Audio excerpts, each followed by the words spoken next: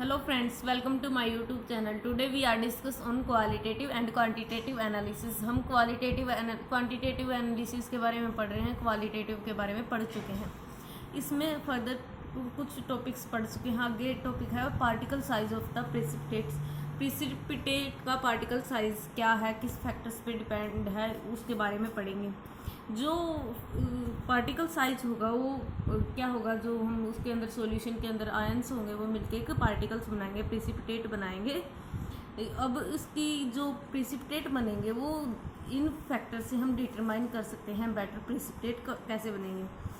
Temperature, first है temperature. जब precipitate बनेंगे उस टाइम का टेम्परेचर क्या है उसके ऊपर डिपेंड करेंगे.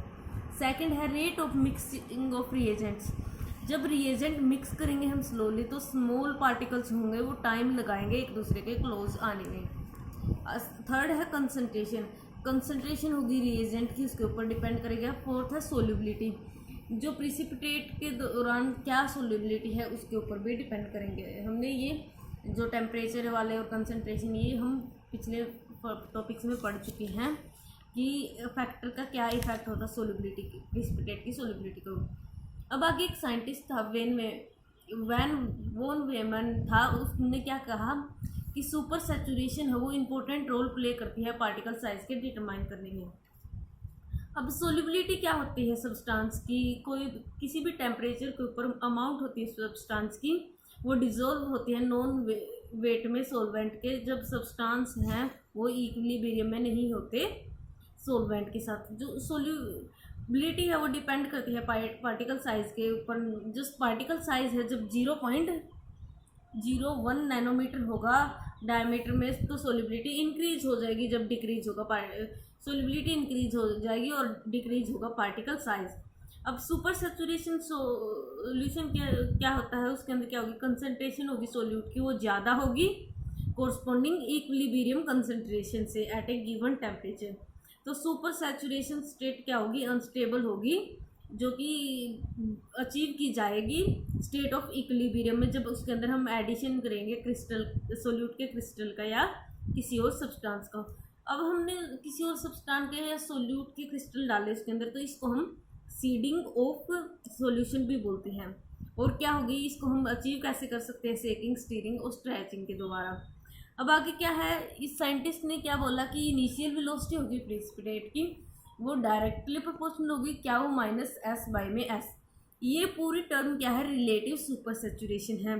क्या है, टोटल कंसंट्रेशन है सब्सटेंस की जो प्रेसिपिटेट बने हैं. एस क्या है, इक्विलिब्रियम कंसंट्रेशन है सैचुरेटेड सॉल्यूशन की, या फिर इक्विलिब्रियम सोल्युबिलिटी बोलते हैं. क्या वो -s क्या है, सुपर सैचुरेशन है जब प्रेसिपिटेट बन रहे हैं.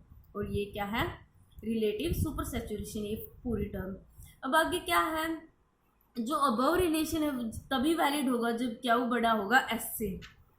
अब आगे क्या होगा, जो इफेक्ट होगा सुपर सैचुरेशन का पार्टिकल साइज के ऊपर वो इस साइंटिस्ट ने डिस्क्राइब किया था. वेन मैन ने स्टडी किया था तो इसने क्या कंक्लूड किया, जब डिक्रीज होगा सुपर सैचुरेशन डिक्रीज होगी तो यहाँ पे डिक्रीज होगा पार्टिकल साइज का. जैसे कि हम इसमें एग्जांपल लिया मिक्सिंग की सैचुरेटेड सॉल्यूशन बेरियम थायोसाइनाइड की और मैग्नीशियम सल्फेट की. कंसंट्रेशन ली 7, नॉर्मल कंसंट्रेशन ली रिलेटिव सुपर सैचुरेशन की. यहाँ पे 1,75,000 जिलेटिनस प्रेसिपिटेट बने बेरियम सल्फेट के. तो अब क्या होगा, जब कंसंट्रेशन 0.01 नॉर्मल होगी रिएजेंट की तो यहाँ पे सुपर सैचुरेशन क्या होगी 25. तो क्रिस्टल बनेंगे बेरियम सल्फेट के और उनकी लेंथ क्या होगी 0.005 मिलीमीटर. अब इसके अंदर क्या है, जो रिलेटिव सुपर सैचुरेशन होगी लो होगी तब क्रिस्टल साइज लार्ज होगा, सरफेस एरिया स्मॉल होगा उसका. और जब रिलेटिव सुपर सैचुरेशन हाई होगी क्रिस्टल साइज स्मॉल होगा और सरफेस एरिया होगा जो वो लार्ज होगा. अब आगे है फॉर्मेशन ऑफ प्रेसिपिटेट. जब प्रेसिपिटेट बनेंगे तो इसके अंदर 2 स्टेप्स होंगे. फर्स्ट है न्यूक्लिएशन, सेकंड है ग्रोथ ऑफ पार्टिकल. न्यूक्लिएशन के अंदर क्या होगा, जो स्मॉल पार्टिकल्स हैं उनको हम न्यूक्लियाई कहेंगे, वो बनेंगी. हाईली सुपर सैचुरेशन सोल्यूशन के अंदर क्या होगा, रेट ऑफ न्यूक्लियाई होगी जो वेरी लार्ज होगी हाईली सुपर सैचुरेशन सोल्यूशन के अंदर. तो क्या होगी, यहाँ पे न्यूक्लियाई फॉर्मेशन होगी वो कम होगी जब लो सुपर सैचुरेशन सोल्यूशन होगा. सेकंड है ग्रोथ ऑफ पार्टिकल्स। अब आगे इसकी ग्रोथ ऑफ न्यूक्लियाई या ग्रोथ ऑफ पार्टिकल्स भी बोल सकते हैं इसको। इसके अंदर फर्स्ट न्यूक्लियस बन चुका है, अब आगे उसके ऊपर फर्दर पार्टिकल्स डिपॉजिट होकर उस न्यूक्लियाई का ग्रोथ होना। इसके अंदर क्या होगा, जब प्रिसिपिटेट होंगे इनिशियली न्यूक्लियाई बन चुकी है, न्यूक्लियाई बनने के बाद पार्टिकल्स क्या होंगे, ग्रो होंगे उसके ऊपर और प्रिसिपिटेशन होगी। इसके अंदर ऑब्जर्व क्या किया, जो rate of growth of particles है वो डिपेंड करती है डिग्री ऑफ सुपर सैचुरेशन के ऊपर। जब रिएजेंट हम सॉल्यूशन के अंदर ऐड करेंगे ये सुपर सैचुरेशन कोज करेगा, तो क्या होगा, यहाँ पे डिग्री होगी सुपर सैचुरेशन की जो अफेक्ट करेगी रेट ऑफ न्यूक्लिएशन और रेट ऑफ ग्रोथ पार्टिकल्स की। क्या होगा, न्यूक्लियाई बनेगी तब minimum number of ions molecule होंगे, वो यूनिट होंगे एक दूसरे का साथ और स्टेबल सेकंड फेज बनाएंगे। जब न्यूक्लियस फॉर्मेशन होगी सॉलिड कंटामिनेट भी उसके साथ होगी कोई और, जैसे न्यूक्लियाई का फॉर्मेशन हो रही है और सॉलिड कंटामिनेशन उसके साथ है, तो यहाँ पे क्या होगा, हेट्रोजीनियस न्यूक्लिएशन बोलेंगे हम उसको।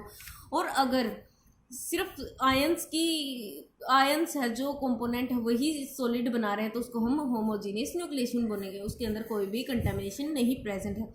अब इसके अंदर क्या होगा, जो होमोजीनियस न्यूक्लिएशन है वो इंक्रीज होगा जब सुपर सैचुरेशन इंक्रीज होगी। यहाँ पे हमने सुपर सैचुरेशन लिया, ये न्यूक्लिएशन या पार्टिकल ग्रोथ लिया है, ये इंक्रीज हो रहा है जब सुपर सैचुरेशन इंक्रीज हो रही है होमोजीनियस मिक्सचर के अंदर। लेकिन जब rate of particle growth increase हो रहा है लीनियरली तो यहाँ पे इंक्रीज होगी रिलेटिव सुपर सैचुरेशन भी। तो इसके अंदर क्या बोल सकते हैं हम, जब सुपर सैचुरेशन इंक्रीज हो रही है तो यहाँ पे क्या होगा, न्यूक्लियाई फॉर्मेशन इंक्रीज होगी रैपिडली और पार्टिकल ग्रोथ होगी वो भी इंक्रीज होगी। और अगर सुपर सैचुरेशन कम है इसके अंदर तो क्या होगा, प्रिसिपिटेशन है वो कम होगी, लो लेवल पे होगी और लेस न्यूक्लियाई बनेगी इसके अंदर, स्मॉल ग्रोथ होगी पार्टिकल्स की जब सुपर सैचुरेशन कम है। इस ग्राफ से हम बता सकते हैं। तो अगर सुपर सैचुरेशन हाई लेवल पे है न्यूक्लियाई क्या होगी, ज़्यादा बनेगी, और अगर सुपर सैचुरेशन लो लेवल पे तो यहाँ पे क्या होगा, कम पार्टिकल्स बनेंगे। अब आगे है डिज़ायरेबल प्रॉपर्टीज़ ऑफ प्रिसिपिटेट की। डिज़ायरेबल प्रॉपर्टीज़ क्या क्या हो सकती हैं। फर्स्ट है प्योरिटी। प्योरिटी जो फिजिकल नेचर होगा प्रिसिपिटेट का, जैसे उसके अंदर मोस्ट प्योर फॉर्म में सॉल्यूशन होना चाहिए, उसकी प्योरिटी होनी चाहिए, उसके अंदर कंप्लीटली फ्री होना चाहिए इम्प्योरिटी से। सेकंड है सोल्यूबिलिटी, जो प्रिसिपिटेट है वो इनसोल्यूबल होना चाहिए ताकि यहाँ पे कोई भी प्रिसिपिटेट का लूज ना हो फिल्ट्रेशन के दौरान। तो यहाँ पे प्रैक्टिकली इनसोल्यूबिलिटी होगी प्रिसिपिटेट की, वो बेटर सॉल्यूशन होगा, वो बेटर प्रिसिपिटेट होगा। आगे है फिल्ट्रेबिलिटी, जो पार्टिकल साइज होगा प्रिसिपिटेट का वो इतना तो होना चाहिए कि वो फिल्टर पेपर से पास ना हो, फिल्टर पेपर के ऊपर ही रह जाए, जिससे हम उसके अच्छे प्रिसिपिटेट मिले हमें। तो जो पार्टिकल साइज है वो वॉशिंग के दौरान फिल्टर पेपर से पास ना हो।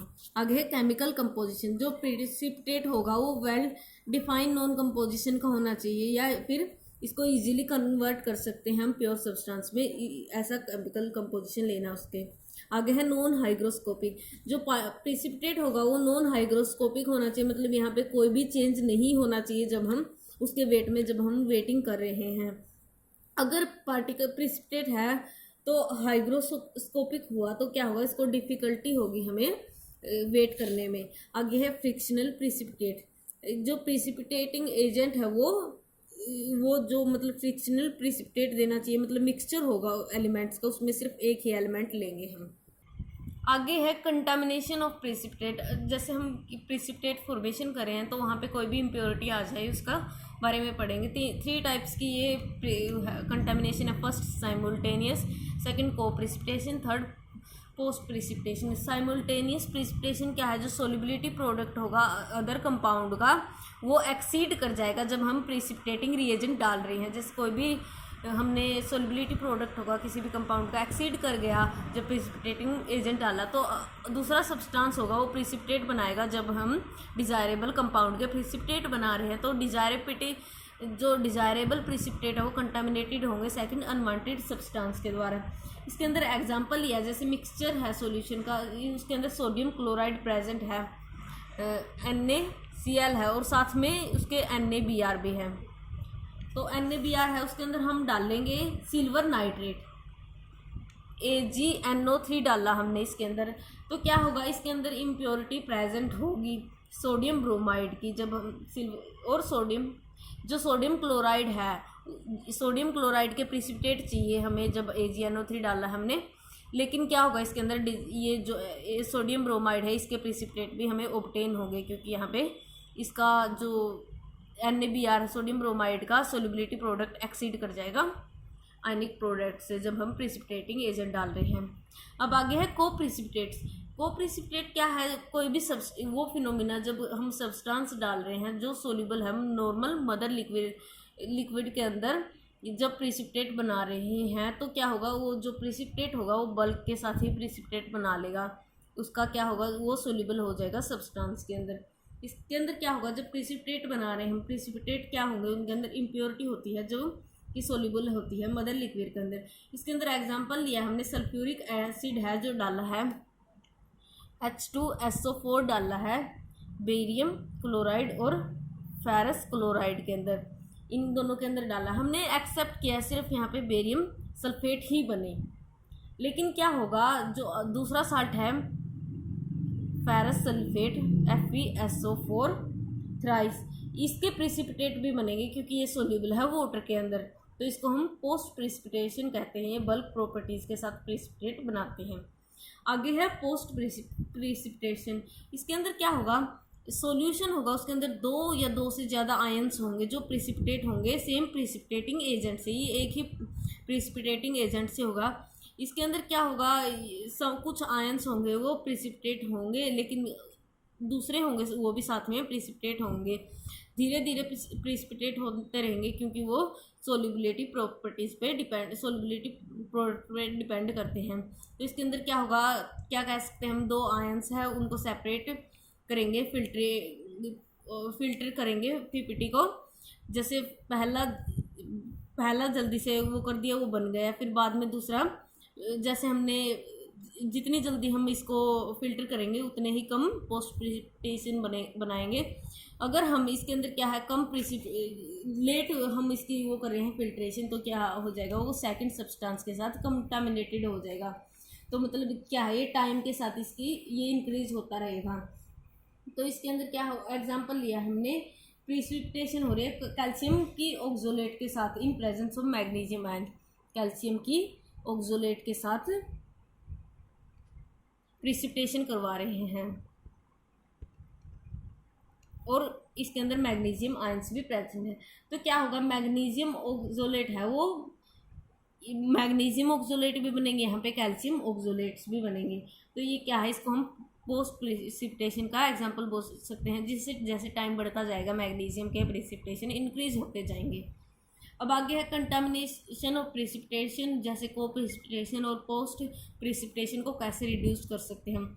फर्स्ट है रिएजेंट है जो उसको डाइल्यूट फॉर्म में डालेंगे, और PPT है उनको अफेक्ट करेंगे हॉट सॉल्यूशन के द्वारा, जो सोल्यूबिलिटी है PPT के वो परमिट कर देगी दूसरे सॉल्यूशन के। जो सुपर सैचुरेशन है वो लेसर डिग्री पे होना चाहिए। जो PPT एजेंट है वो स्लोली ऐड करना चाहिए, प्रिसिपिटेटिंग एजेंट को स्लोली ऐड करें। जो क्रिस्टलाइन PPT है उनको डाइजेस्ट की प्रोसेस से डाइजेशन करवाना चाहिए। कल हम इसके बारे में पढ़ेंगे, डाइजेशन की प्रोसेस के बारे में। अब को प्रिसिपिटेशन और पोस्ट प्रिसिपिटेशन है उसके बीच में डिफरेंस करेंगे हम। इसके अंदर क्या है, मैग्नीट्यूड है कंटामिनेशन का वो कम है, और इसके अंदर मैग्नीट्यूड है कंटामिनेशन का वो ज़्यादा है को प्रिसिपिटेशन के।